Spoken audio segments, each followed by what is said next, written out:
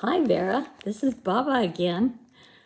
I'm going to read today a few more poems from Shel Silverstein. This first one is called 18 Flavors.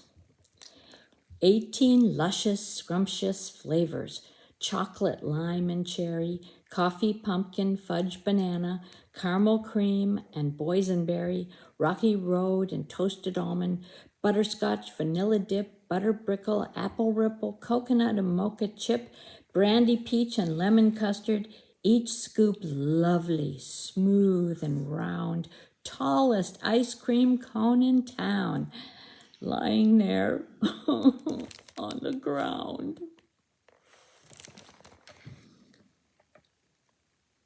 Look at this poor thing. Look at all the band-aids on him. Let's see why. I have a band-aid on my finger, one on my knee and one on my nose, one on my heel and two on my shoulder, 3 on my elbow and 9 on my toes, 2 on my wrist and 1 on my ankle, 1 on my chin and 1 on my thigh, 4 on my belly and 5 on my bottom, 1 on my forehead and 1 on my eye, 1 on my neck, and in case I might need 'em, I have a box full of 35 more.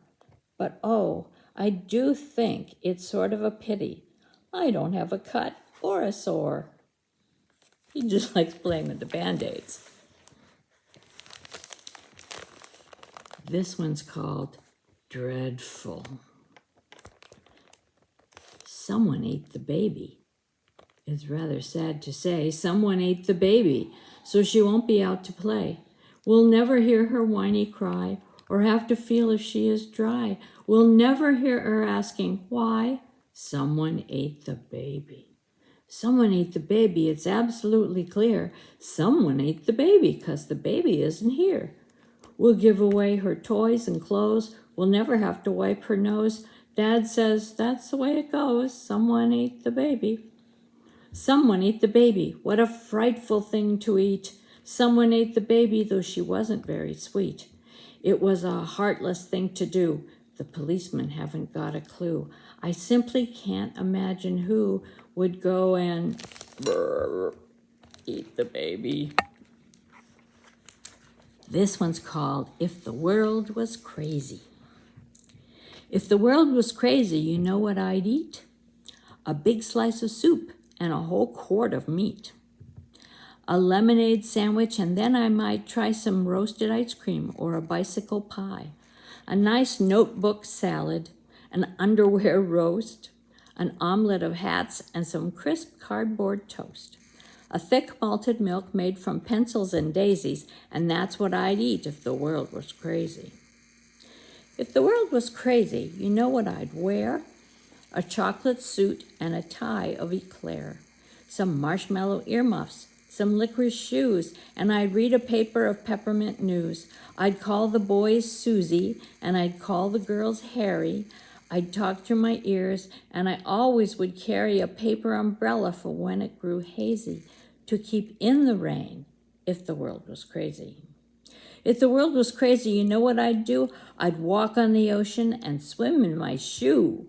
I'd fly through the ground and I'd skip through the air. I'd run down the bathtub and bathe on the stair.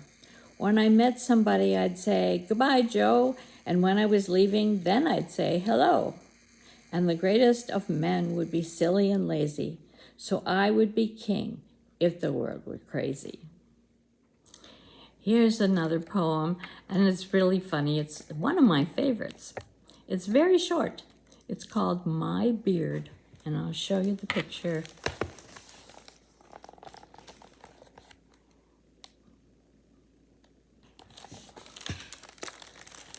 My beard grows to my toes. I never wears no clothes. I wraps my hair around my bear, and down the road I goes. Doodly-doo, doodly-doo, doodly-doo. Okay, here's another poem. It's called The Naked Hippo.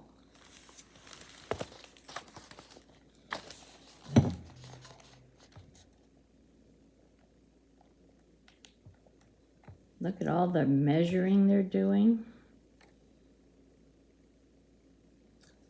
Okay, it says, let us make a pair of pants for the poor old hippopotamus to cover his hide once we decide exactly how big his bottom is.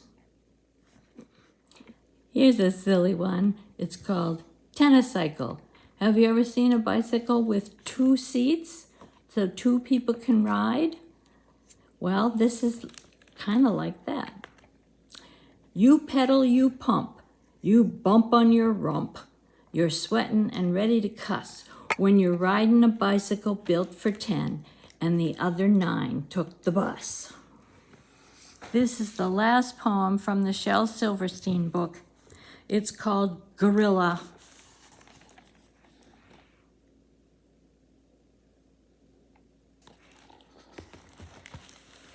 Since I brought my gorilla to school, everyone's nicer to me. The teacher's more pleasant. The kids bring me presents.